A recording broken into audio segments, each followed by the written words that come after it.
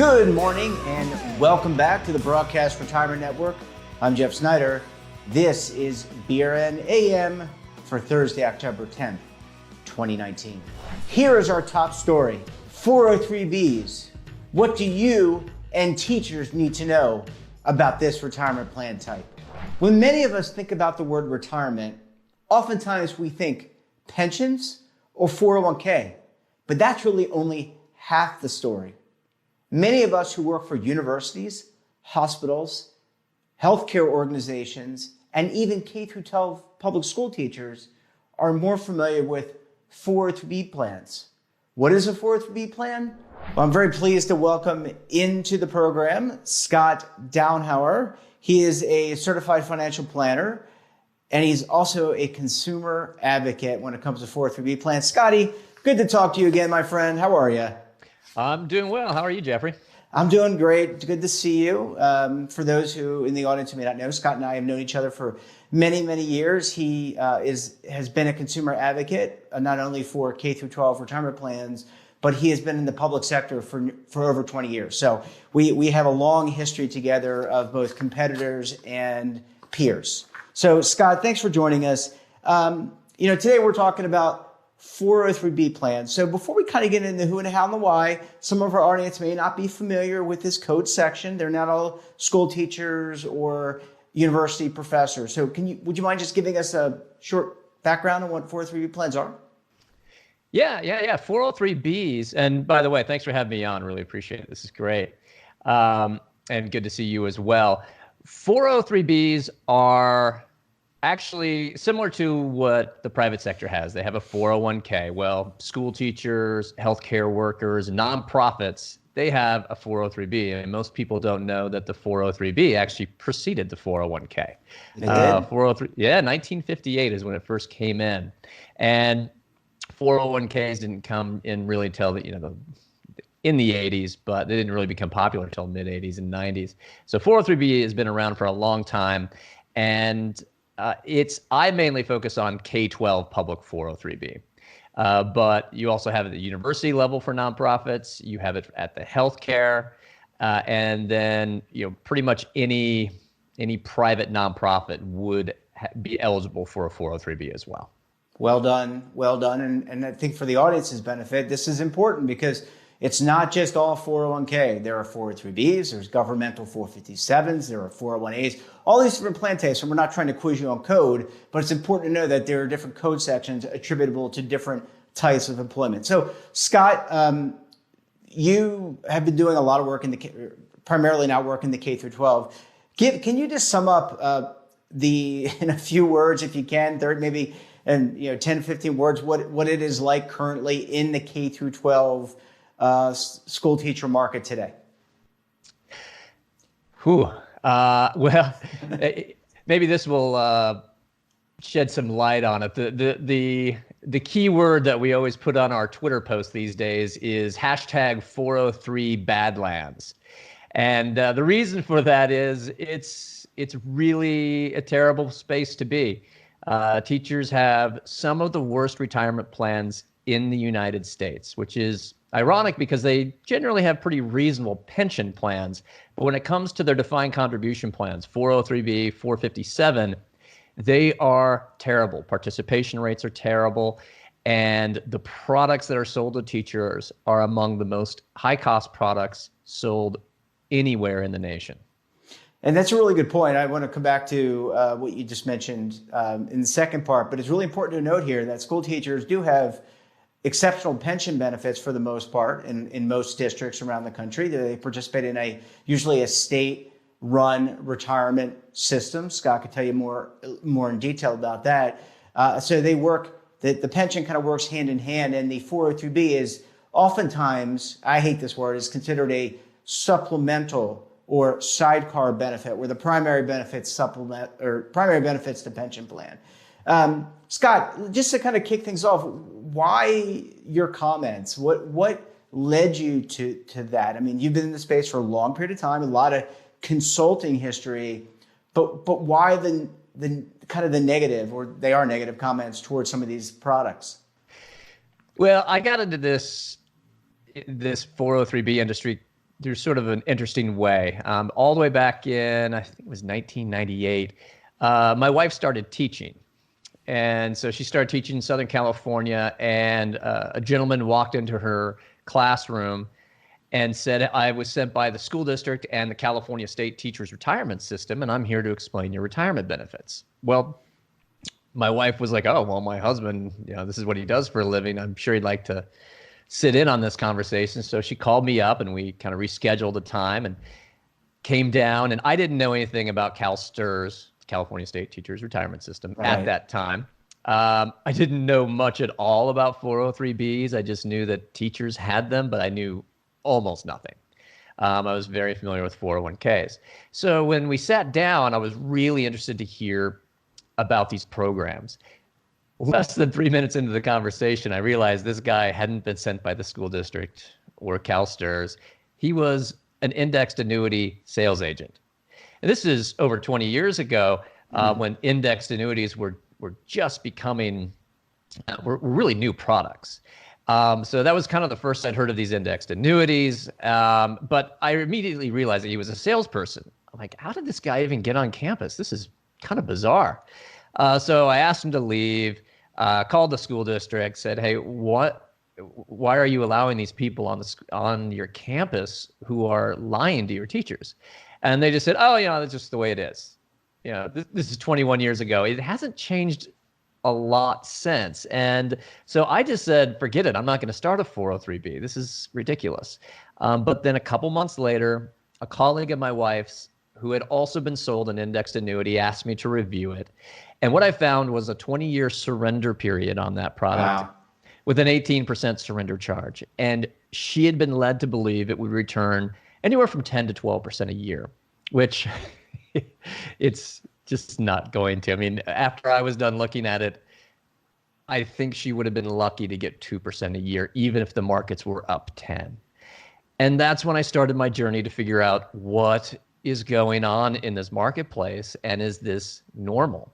From there, I jumped on the internet and found this little website run by a teacher out of Corona, California, which at the time was about 45 minutes from me.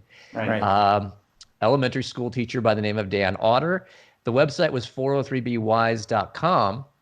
And that's where I started to learn about 403Bs and that it wasn't just something that was local, it was national. These products, these plans nationally were among the worst.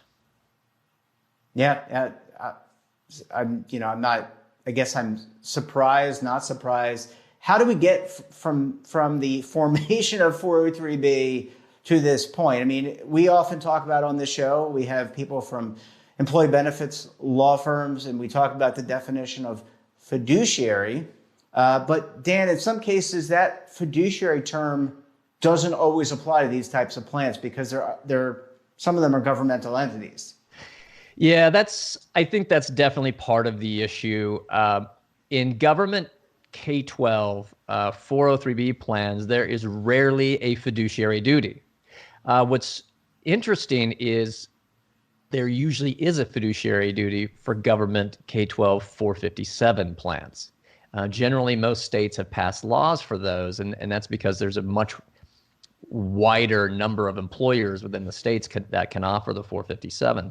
But in 403B, there is generally no fiduciary duty for K-12 public schools. Now, there are nonprofits, it might be in healthcare, nonprofits at the university level, regular nonprofits that might actually be subject to a fiduciary duty via ERISA. But government plans are exempt from ERISA, and I'm sure all our viewers know what ERISA is, but K-12 government 403B plans are completely exempt from ERISA, and I'm unaware of any state that has explicitly passed a fiduciary duty or a fiduciary responsibility for K-12 public 403B plans. So it sounds like it kind of leads, without that fiduciary duty, which I think folks are familiar with now, there's oversight, the responsibility to make sure that fees are in alignment, that people are doing the best thing on behalf of the participant or beneficiary in the program. Those are all the burdens of being a fiduciary. So it sounds like it's kind of like the Wild West. And I know you're in California. It's not just in California, but it could be in the central part of the country, the eastern part of the country, could be all over. In terms of being a teacher, so if I'm a teacher watching this or listening to this program, what are some of the key takeaways? What can you do as a teacher or administrator or someone working at a school district today to make sure that you're paying the appropriate fees? Well, that's a little tough because getting disclosure is not simple. Even sending an email to your representative asking them for what the fees are, rarely do you get a response back that actually gives you all the fees. There's a couple things you can do. Here in California, we have a database called 403bcompare.com. Mm-hmm. Now, while it's only specific to California products, a lot of the products distributed in the 403b world nationally actually are on this database. And you can actually go in there, look at your vendor, find your product, and there is some disclosure information. All fees have to be disclosed. So it's a pretty reasonable way to look at it. But one of the biggest trends in 403b over the last decade and going forward is this switch towards selling equity indexed annuities or fixed indexed annuities. And these products come with high surrender charges, long surrender periods generally, and they have a great story. The story is you get the ups of the markets without the downs. I mean, who wouldn't want that? However, the problem with these products is they're often sold as if they are no cost. Right. Because they are general account products, there is no explicit fee. The fees are implicit. They are spread products. And so teachers, public school employees, they get easily misled by the people selling these products. And these products have become so popular because they offer the highest commissions of any product that's out there. And that's really what we're trying to work against are those products. But then even then, after that, you get the next most popular product sold is a variable annuity. Right. And the fees are explicit in those, and they can range into 3-4% a year, but they're incredibly difficult to decipher, and most teachers have no idea. So what can teachers do? The first thing they could do is call their payroll, find out from their compliance administrator what vendors are available. The crazy thing about 403b is there's generally anywhere from 5, sometimes 60 vendors available in your school district, which is crazy because we usually have one. Look for companies like Vanguard, Fidelity, Aspire, maybe USAA, T. Rowe Price. In California, we have a great program, the CalSTRS Pension 2 program. It's excellent. They're not available outside of California. Look for these low-cost vendors. There's another one called NEA Direct Invest. Generally, the NEA products are terrible, but this is a good one. So if you have security benefit on your approved provider list, you can probably get into that product. That's what I would do. Second thing I would do is I would first go to 403bwise.org and get educated there. There's several books. And by the way, you mentioned Wild Wild West. That's actually the name of my book on 403. Oh, I had no idea. It is the Wild Wild West, except at least in the Wild Wild West, generally there was a sheriff. It doesn't seem there's really no sheriff in this. That's true. Crazy world. That's true. Oh, well, you mentioned a couple things, and I'm not sure the audience may or may not have picked up on it. The term general account. And I just wanted to define that because you have been in those trustee meetings as well as I, and just talking to the average person, they may not understand what a general account is. So would you mind just taking a second, just defining that? And then I want to get into the variable annuity discussion real quick.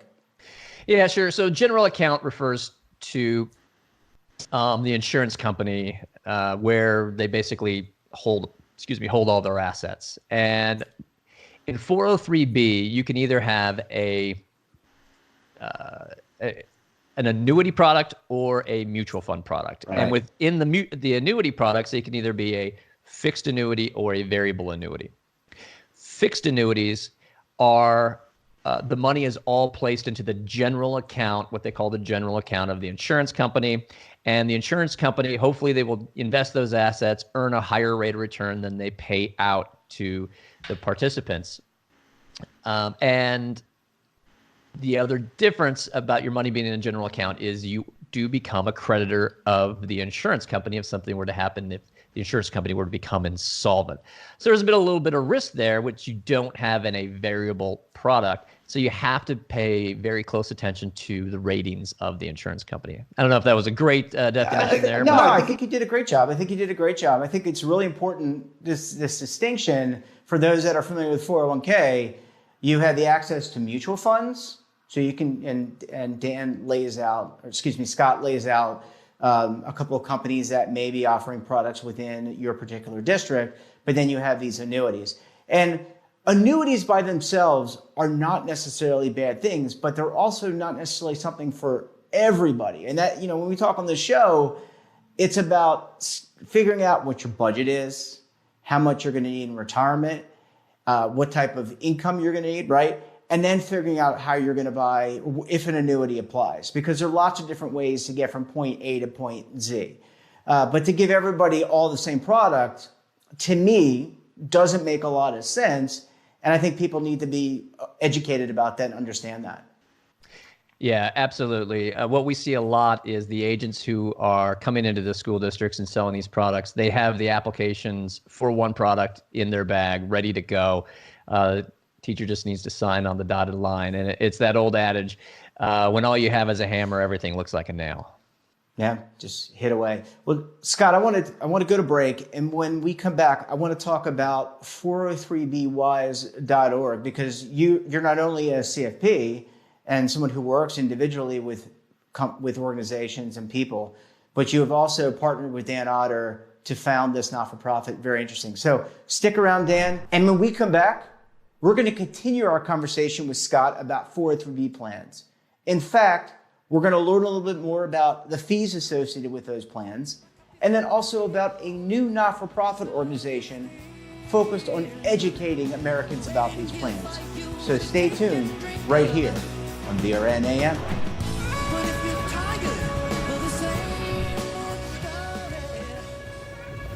Imagine a new television network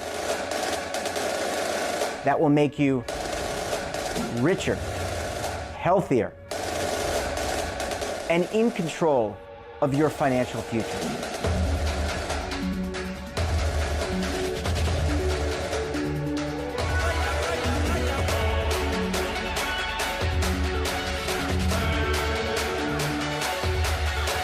This network is for the policewoman in Nashville, Tennessee, the baker in Dubuque, Iowa, the teacher in Lexington, Kentucky. We want to make the idea of savings and retirement culturally relevant. But what do you see as a defining issue of the midterms, especially for the smaller businesses? I mean, they are the lifeblood of the American economy.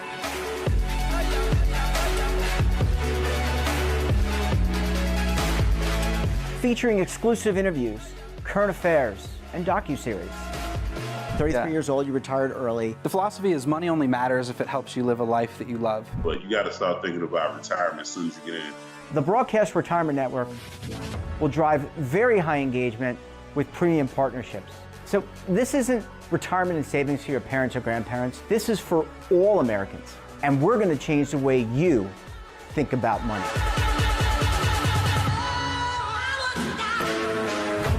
Welcome to the next frontier of retirement and savings. This is BRN, the Broadcast Retirement Network.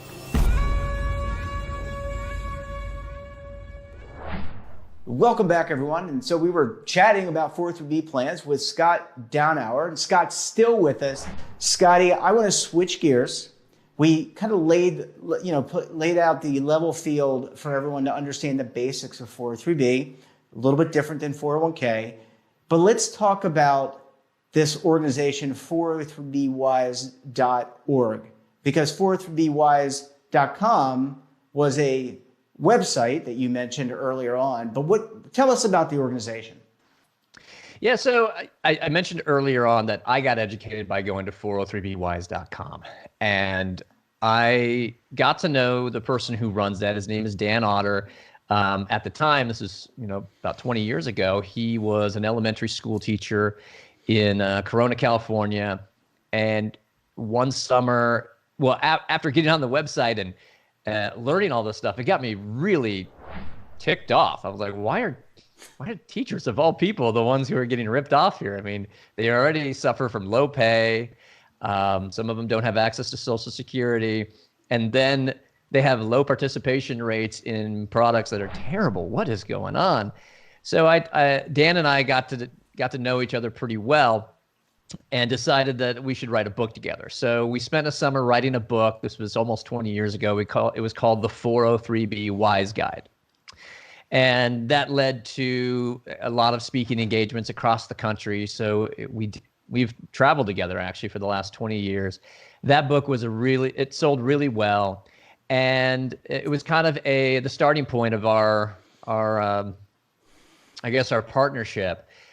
We have always just kind of done this in our spare time. Dan was full-time as either an elementary school teacher. He eventually ended up getting his doctorate in focusing on financial literacy. He ended up becoming a university professor in New Mexico. And then a couple years ago, ended up at University of Redlands. Throughout this entire time period, Dan and I have been working for better laws. We've been advocating on behalf of teachers for better 403B plans. And about 2 years ago, November of 2016, so almost 3 years ago, we had spent a ton of time with the New York Times on an article, actually a series of articles, almost 6 of them, I think it was 6 of them, about the 403B. Yeah. And the headline was, if you think your retirement plan is bad, you should talk to a teacher. And these articles, I can't say they led to a sea change, but they came out right around the election. And so they kind of got lost.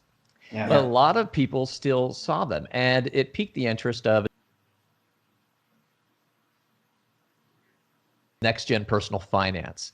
His name is Tim Ranzetta, and this is a nonprofit that is dedicated towards teaching financial literacy in the classroom and providing resources for free to teachers who do financial literacy. Well, he saw this article. He works with thousands of teachers across the nation and thought they need to be informed about this. So for a couple of years, Dan and I stayed in touch with him. And about a year ago, maybe 9 months ago, he said, hey, you should do this full time. And of course, I can't do it full time. I have my own full-time financial planning practice. But he said, Dan, I want you to do this full time. I want you to quit your job at University of Redlands, change 403bwise.com into a nonprofit, and spend all your time advocating on behalf of teachers in the 403B. So, and I was going to, sorry to interrupt. I was going to say, what's been the response to that conversion? And to Dan, obviously doing it full time, you have more time to advocate and do those things. But what's been the response to that? Well, so Dan left in June. We relaunched the site in August, and the response has been really good. I serve as the treasurer. I'm a board member. I do not use this organization to get clients. I'm really not taking on many clients these days anyways. But response has been overwhelming. Dan and I have been able to do a lot of traveling. We do a weekly podcast called the Teach and Retire Rich podcast, which is growing every week. We're getting a lot of listeners. We started a Facebook group for teachers, the 403B Wise Facebook page.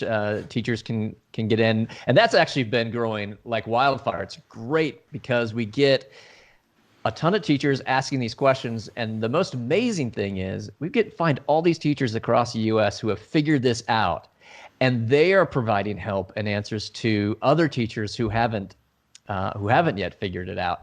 And that's really what 403B Wise is about. It's about educating, it's about advocacy, but it's also about building community.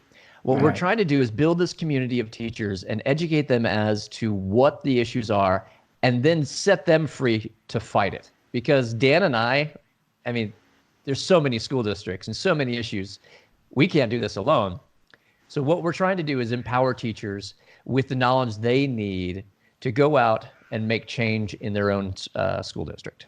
Yeah, that's empowering people, giving them information, having a sense of community, very important. Let me ask a question. How have these service providers, the record keepers, the product manufacturers, how have they responded? Have they been advocates? Have they gotten in the way? You know, I would think that they would, in some ways, try to partner, because the more people who are knowledgeable, you know, at the end of the day, our show is about saving. So we want to get more people saving. They want to get more people saving. You want to get more people saving. So what's been the reaction from them? It's been a little mixed. So obviously the lower cost, high quality providers have been super interested in what we're doing, very supportive. We don't take any advertising because we want our message to be free of any potential bias or any bias at all. I mean, when we go out to dinner with a vendor, we pay for our own meals just like we should. So from the lower cost, higher quality vendors, good response. Not so from the vendors that we kind of rail against. They don't like us. They don't want us exposing, you know, their fees. I don't think they're incredibly worried just yet, but I think they need to watch their backs. There's a lot going on right now. I think there'll be more articles coming out. I think there's going to be a lot of sort of shocking revelations that are going on with school teachers and the sales to school teachers. So, yeah, they're not happy with us now, but they're going to be even more unhappy soon. And I think when you and I connected with each other, New York was looking into some sales practices. So obviously a lot of work to be done. You know, we're not all perfect. I think we have to work towards getting there. Scott, I want to thank you so much for joining us on the program today. And we look forward to coming back and chatting with you. Good luck on the podcast. Good luck on the not-for-profit. And great to hear from you. Well, thanks for having me on, Jeffrey. This has been great. Well, folks, that wraps up this episode of BRN AM. Have a financial topic or someone of interest that you think we should interview? Drop us a line. And don't forget, for all the news in retirement markets, technology, personal finance, and so much more, check out today's edition of The Morning Pulse. So until tomorrow, keep on saving, and don't forget, roll with the changes. Waiting here for you to take and drink of. But if you're tired of the same